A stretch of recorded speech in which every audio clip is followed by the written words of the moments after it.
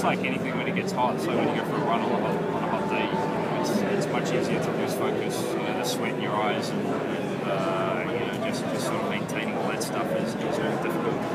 As far as seeing heat waves and things like that, it's kind of tough. Everything's moving so fast, and you're sort of just focusing on kind of what's just in front of you and sort of trying to visualize what's happening ahead. So I kind of become a little unknown to a lot of the outside stuff. Scott, the night before the 500, is there a certain routine you like to follow? Maybe a certain meal you like to eat or something you like to do every year? Well, I think we typically do all the same stuff. Luckily for me, I've been with the same team for 10 or 11 years, so the schedules stay pretty similar. Actually, we don't have a target dinner this year, that's always what we normally have. We have a target dinner on Saturday night, and then we always go to Ocean Air with the team manager Mike Hull and his wife and a couple of other people. And, just have an early dinner, relax, maybe come back, watch a movie. There's normally, I think when you get back from dinner too, there's normally quite a few people in the bus lot, drivers and stuff, and you just sort of hang out and chill and talk a little bit. But just try and relax, man. That's the key point. Save some energy, rest up, and hydrate. Get ready for the morning. The day of the race, before you're racing, I know you like to stay hydrated. Do you also find yourself getting pumped up like a football player before a big game, or do you have to stay kind of cool? Yeah, I try to stay calm as possible.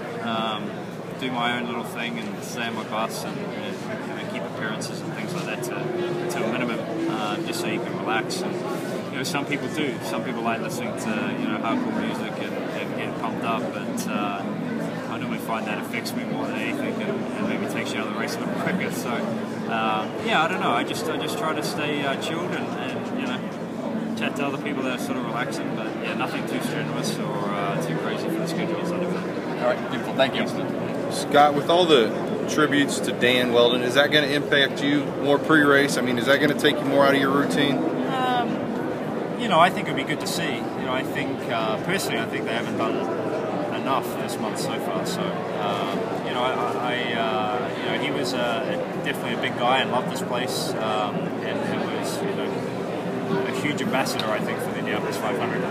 Lucky enough to win it twice. He loved this place. It's like a second home. So I'm looking forward to Sunday. Looking forward to the festivities and obviously the driver meeting, I think, on Saturday too, and the parade and things like that. So I think hopefully they do a lot for him because he was a big part of the sport.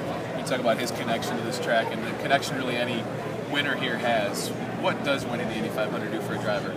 I don't know. I think for me it was more the sense of relief. I think when you come here, and for me, I've been here about 5 or 6 years before I won the race, and I think you're constantly thinking, you're going to be one of those people that comes here, you were the great team and should have a great shot at winning the race, but maybe never do. There were so many great drivers for their careers that this was the one that sort of got left out. So I don't know. I love the fact that on a short list of 67 people that have ever won it over 100 years. And, it's a privilege, one, to be in the race and be a part of the festivities and be here with the whole George family, but to be a lucky one that's won it, it's really cool. So the problem is when you win it once, you want to win it many more times. How about the preparations